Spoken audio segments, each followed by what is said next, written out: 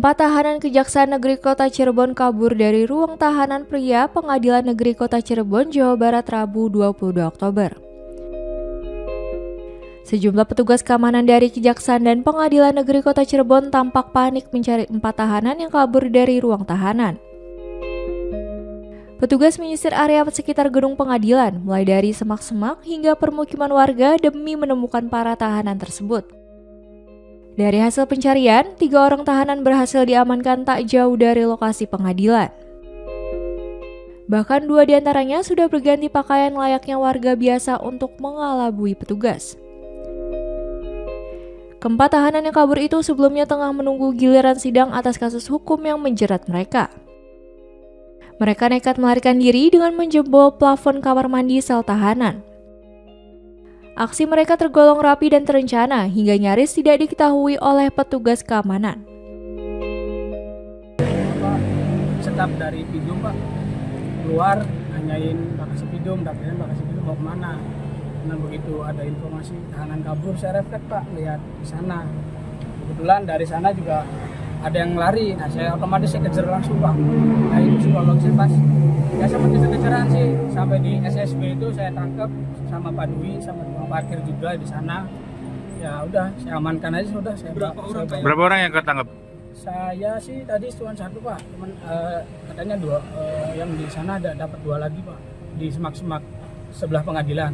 Totalnya berapa emang Pak? Totalnya 4, semuanya 1 lagi yang belum ketangkep Pak, Fajar. Oh Bapak awalnya itu tahu nggak kalau itu pelaku maksudnya awalnya tahanan? Ya awalnya sih belum tahu, cuman kan saya refleks aja sih Pak.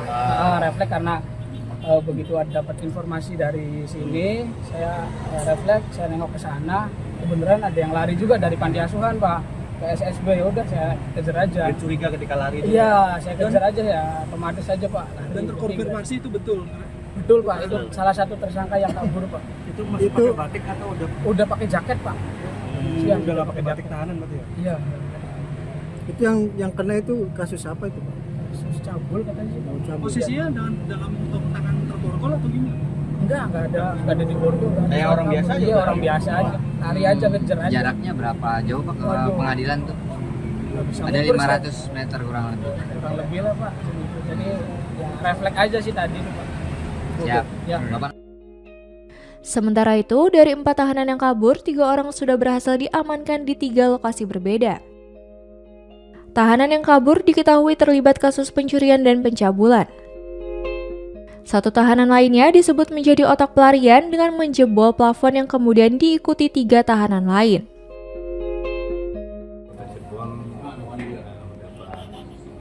Ada tahanan lari di Pengadilan Negeri Kota Cirebon, di mana para tahanan lari ini tadi di luar jangkauan dari pengamanan karena posisinya di dalam sel tahanan dan mereka lari melalui plafon kamar mandi yang ada di sel tahanan Pengadilan Negeri Kota Cirebon, seperti itu.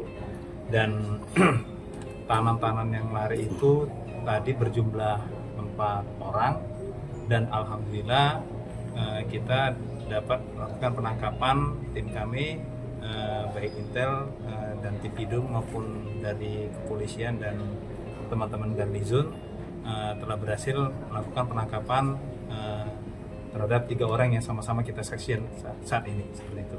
Itu kasus apa aja? 1 orang lagi atas nama Fajar Aldi Pari alias Jarwo alias Bowo bin Dani Sentanu saat ini masih dalam pengejaran tim kami di lapangan. Itu keempat-empatnya menjebol atas itu? Ya, keempat-empatnya melarikan diri tadi dengan menjebol plafon kamar mandi yang ada di sel Pengadilan Negeri Kota Cirebon. Dan kita juga tadi nggak nyangka, kita pikir plafon sel tersebut sudah ada jeruji besi, ternyata mungkin teman-teman juga sama-sama melihat ternyata tidak ada pengaman di situ. Dan yang ide pertama kali atau memang kesepakatan tempatnya untuk kabur Pak? Memang ada ide tadi berdasarkan hasil pemeriksaan kita, ide itu muncul dari Jeffrey Anthony Yang mana? Yang mana Pak? yang kasus pencabulan yang Yang mana sih?